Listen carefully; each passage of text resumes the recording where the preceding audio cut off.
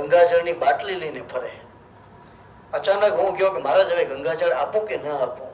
મેં કીધું ભાઈ મર્યા પછી આપીશ એના કરતા બેટર છે કે તું હમણાં આપી દે, એની રાહ ન જોવાની હોય. તો મૃત્યુ ગંગા જળ્યું દે. ભગવાને કીધું કે પ્રયાણ કાલે મૃત્યુ સમયે જીવાત્માના મુખની અંદર તુલસીનું દળ, ગંગા કે જમુનાજીનું પવિત્ર નિર્મળ જળ કદાચ એ પણ ન મળે તો ભગવાનને સ્નાન કરાવેલું જે ચરણામૃત હોય એ પણ જો અર્પણ કરીએ તો કોઈ પણ જીવાત્માના મૃત્યુને આપણે સુધારી શકીએ છીએ. એટલે કીધું કે તમે જે શીખ્યા છો એનું પાલન કરો. આ સદગ્રંથો વાંચવાનું કારણ એટલું જ હોય છે કે જે આપણી વચ્ચે નથી તો ગયા, પણ એના પછી આપણે આપણા જીવનની અંદર એવા પ્રયત્ન કરીએ કે આપણે આપણું પણ જીવન સુધારીએ અને બીજા જીવાત્માના જીવનને પણ સુધારીએ. મારા નાનીને સર્વપ્રથમ સ્વાઇન ફ્લૂ આવ્યો 2002 કે 4માં, ત્યારે સ્વાઇન ફ્લૂ થયો. એટલે આસી સમજાશે કે આને નાની વેને થઈ, પછી બચી ગયા. 5-6 વર્ષ થયા તો વળી પાછો કિડની ફેલ. એટલે લવજી મથે જાય, ડૉક્ટર એને ગોઠવ્યા છે. લવજી વખતે સોફે તો સુમાર્યા, ડૉક્ટર જઈ લે ખાને 4 કલાક જો ટાઈમ માં, પણ નાનીમાં બચી ગયા.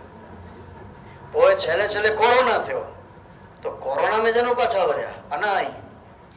પણ કિડની જો થયો પોઠિયા નાની નિયમ ગણો, અહીં મારે પર્સ ખણીને ફેરવતા ને કંઈક ને કંઈક નીંડી જે કાલ સવારે કેતે મુજો મરણ થી મૂકે ના ખબર. એટલે કેતે પણ હોય છોકરે જે ઘરે હોય કડે કસાન જે ઘરે હશે તો રાત જો સમય ટાઈમે પર્સ में જાનું ગંગાજળ કાઢે, હાથમાં ખાણે પીએ અને સુમી રહે. અને ઓથી એટલે પહેલો ગંગાજળ કાઢે અને પહેલો પીએ કે કડે હાણે એ જીવ હલે હોય તો પાકે ખબર ના, કારણ કે ઉંમર 87 વર્ષ છે. ગંગાજળ જો એટલું મહત્વ હોય. અને મેં પહેલા જ દિવસે કીધું કે હમણાંના દિવસો એ ગંગા દશહરાના દિવસો છે. તો એ ભગવાને જે આજ્ઞા કરી કે તમે જે શીખ્યા છો એનું પાલન કરો. 8મો અધ્યાય છે અક્ષર બ્રહ્મ યોગ, કે તમારા પ્રયાસો સાતત્યથી ચાલુ રાખો. પંડિતોએ આ ગીતાજીના અધ્યાયનો એવો ક્રક્ષ આપ્યો એક વાક્યની અંદર સાર, કે તમારા પ્રયાસો સાતત્યથી ચાલુ રાખવા જોઈએ. આપણને ખબર પડે કે ન પડે, પણ જેમ મારા ગયા પછી પણ તમે લોકો કાંઈ ને કાંઈ ભજન ભાવ કરો છો, એ સતત આપણે ચાલુ રાખીએ તો આ જીવાત્માનું આપણે નિતાંત કલ્યાણ કરી શકીએ. અને 8મા અધ્યાયનું નામ છે અક્ષર બ્રહ્મ યોગ. સૌથી નાનો અધ્યાય, 28 શ્લોક.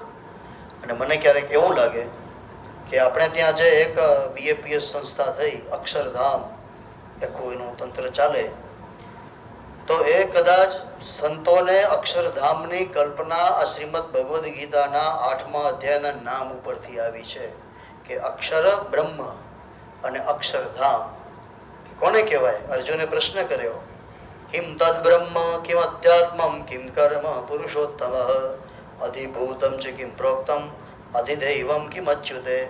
કે ભગવાન બ્રહ્મ કોને કહેવાય, અધ્યાત્મ કોને કહેવાય, અધિભૂત કોને કહેવાય અને અધિદૈવ કોને કહેવાય? ભગવાને એનો જવાબ આપ્યો.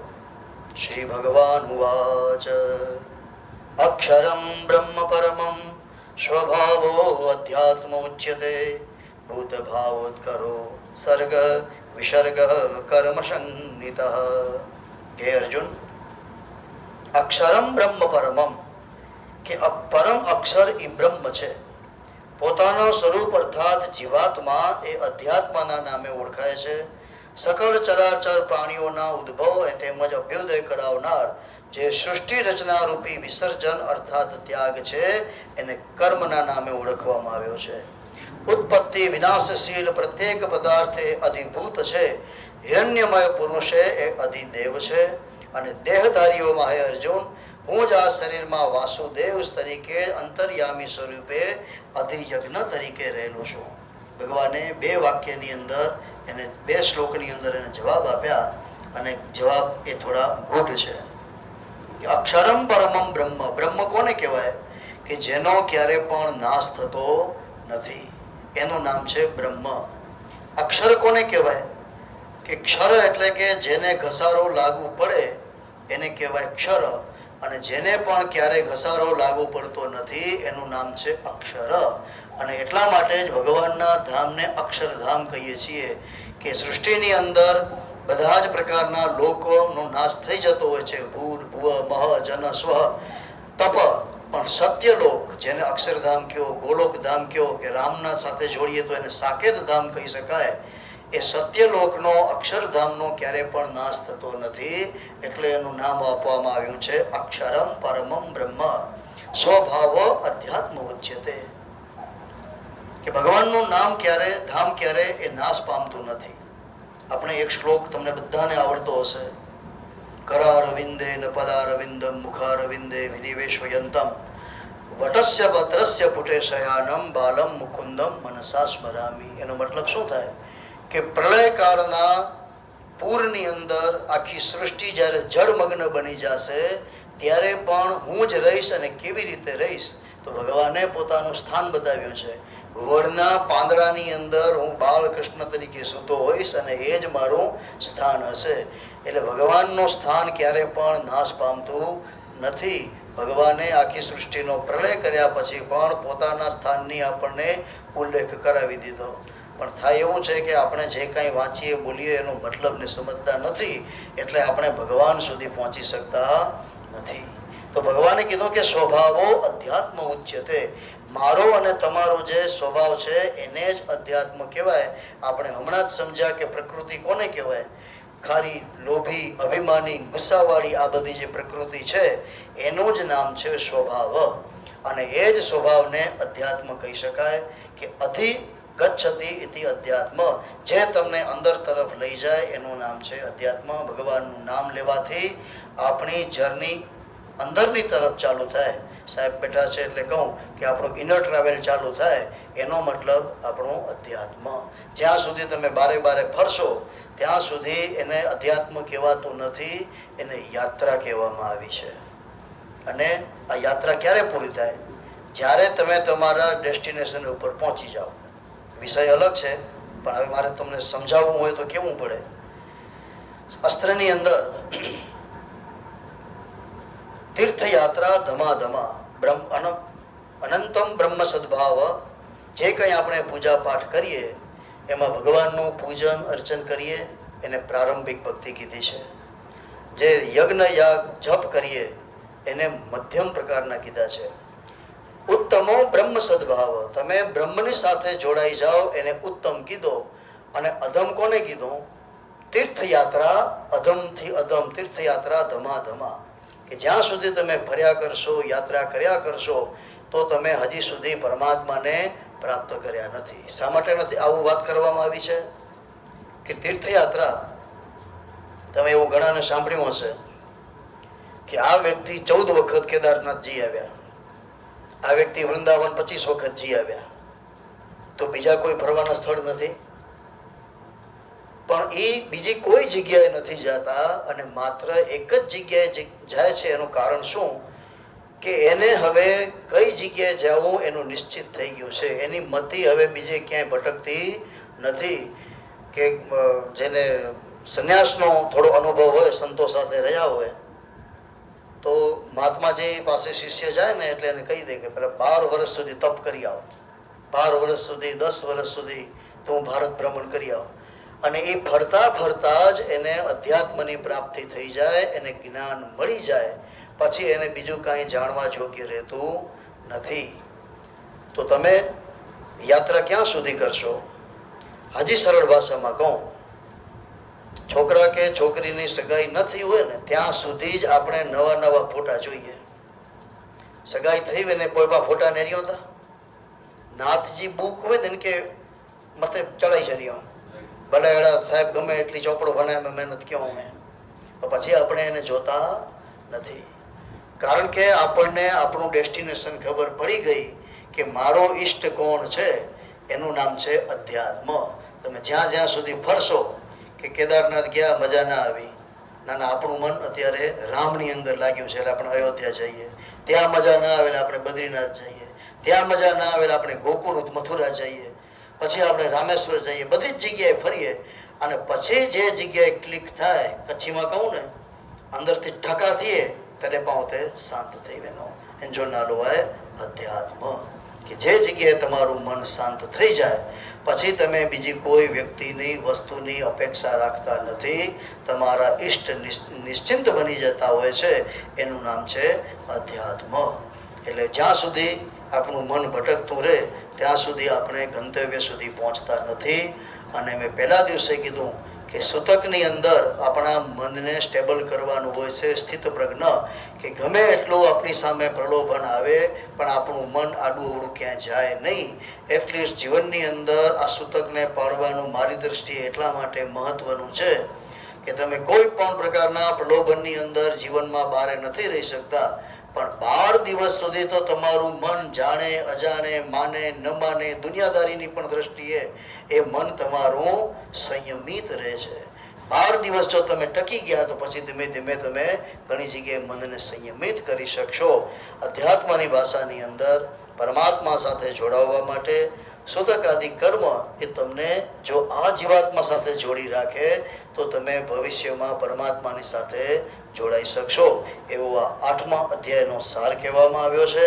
અને આવી રીતે ભગવાને અહીંયા પોતાનું વ્યાપકપણાની વાત કરી અને ફરી પાછી એ જ વાત કે અંતે યામતી સા ગતિ યમ યમ વાપી સ્મરણ ભાવમ તજંતે ચ કલેવરમ.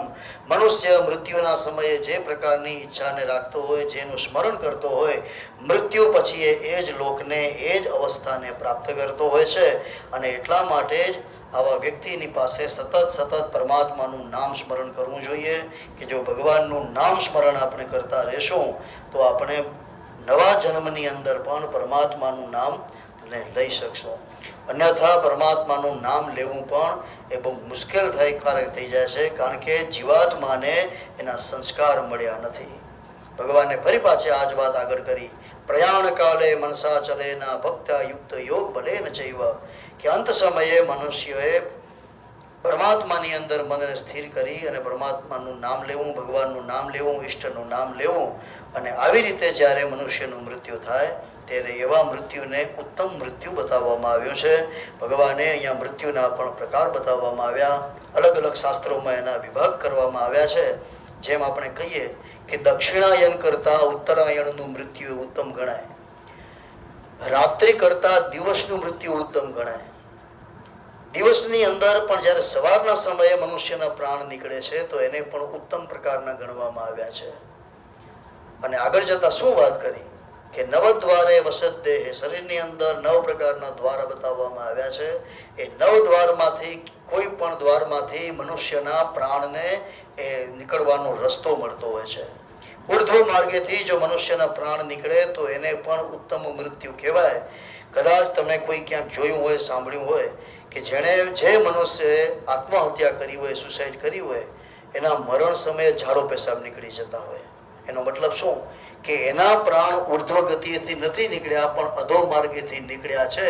એટલે આવા જીવાત્મા એ ભગવાનના ધામ સુધી પણ પહોંચી શકતા નથી. ભગવાને આ ગીતાની અંદર બહુ વિસ્તારથી વાત નથી કરી પણ બધાનો સ્પર્શ કરી અને ભગવાને અહીંયા અર્જુનને બતાવ્યો છે. કારણ કે અર્જુનને મૃત્યુનો ભય ન લાગે, મૃત્યુના ડરને કાઢવા માટે પરમાત્માએ અહીંયા આ પ્રમાણે એને વાત કરી. અને શું વાત કરી? ઋષિઓ એનો ક્રક્ષ આપ્યો એક વાક્યની અંદર કે તમારા પ્રયત્નો તમે સાતત્યથી ચાલુ રાખો. કે ભગવાનનું નામ લેવાનું આપણે સાતત્યથી હંમેશા ચાલુ રાખવું જ પડે. કારણ કે કયા સમયે કયા વ્યક્તિને મૃત્યુ આવશે એ કોઈ પણ જાણી શકતું નથી. અને એટલા માટે જ શાસ્ત્રની એક એવી આજ્ઞા છે કે જેમાં દશા શ્રાદ્ધ કર્યો હતા કે દશાજો મહારાજ સાથે તીર્થ में પામેનો પિંડ દિયો, પણ નિયમ એવો છે કે મૃત્યુ થાય ત્યારે જ એ પિંડદાન થવું જોઈએ. માજનની અંદર હું જ્યાં જ્યાં જાઉં છું ત્યાં ચાલુ કરાવું છું. એટલે મને ઘણા પ્રશ્ન કરે કે મહારાજ આજે પંચક છે, પણ પંચકમાં જ પિંડદાન થાય એવું જરૂરી નથી. માણસનું મૃત્યુ થાય એટલે 6 પિંડ વિધિ 6 પિંડ દેવા જ પડે. એટલે જ્યાં જ્યાં મને સમાચાર મળે ને હું પહોંચું ત્યાં એ પ્રકારની વિધિ કરાવું. પછી નિયમ આગળ શું કહે છે? પટેલ સમાજની અંદર સ્વામિનારાયણ વાળા પટેલમાં આ ખાસ ચાલુ છે. પહેલો દિવસ મહારાજ તાત્કાલિક આવ્યા, પિંડ મુકાવ્યો, બીજો દિવસ, ત્રીજો દિવસ, એમ 10 દિવસ સુધી મહારાજ જાય. રોજ ત્યાં પિંડ મૂકવામાં આવે અને એનું પૂજન થાય. તો એ પણ શાસ્ત્ર માન્ય છે અને આપણે જે કરીએ છીએ એ પણ શાસ્ત્ર માન્ય છે કે દશાઓના દિવસે અથવા 11માના દિવસે સંયુક્ત રીતે આપણે દશાની વિધિ કરવી. એવી જ રીતે વર્ષીના શ્રાદ્ધનો નિયમ બતાવવામાં આવ્યો છે કે જે જીવાત્માની જે તિથિ હોય એ દિવસે આપણે પિંડદાન કરવું જોઈએ. પણ આ વસ્તુ ક્યાં સુધી પડાતી? આજથી 20 વર્ષ પહેલા પડાતી, પણ ધીમે ધીમે ભાઈઓની સંખ્યા ઘટતી ગઈ, જોઈન્ટ ફેમિલી ઓછા થઈ ગયા, ક્યારેક ભૂલી જવાતું હોય, ક્યારેક અનુકૂળતા હોય ન હોય, એટલે આ પરંપરા પણ બંધ થઈ અને આપણે એક સાથે જ વર્ષીના પિંડદાન બ્રહ્મ ભોજન કરાવતા થયા. પણ આ પરિપાટી પણ ખોટી નથી. ખોટી શા માટે નથી? કે વશિષ્ઠ ઋષિને આવો પ્રશ્ન કરવામાં આવ્યો કે કયું સારામાં સારું મુહૂર્ત છે? તો કીધું કે યતો અનિયત જીવિતમ યદૈવ જાયતે વિત્તમ ચિત્તમ શ્રદ્ધા સમન્વિતમ. જ્યારે તમારી આર્થિક પરિસ્થિતિ બરોબર હોય, તમે વડીલો પાછળ કે ભગવાન પાછળ 2 પૈસા ખર્ચવા માટે શક્તિમાન થયા હો, યદૈવ જાયતે વિત્તમ. પછી બીજું કીધું કે ચિત્તમ શ્રદ્ધા સમન્વિતમ. તમારું ચિત્ત જ્યારે પરમાત્માની સાથે જોડાય એને જ પુણ્યકાળ સમજી લેવો. યદૈવ જાયતે વિત્તમ ચિત્તમ શ્રદ્ધા સમન્વિતમ તદેયમ પુણ્યકાલોયમ યતો અનિયત જીવિતમ.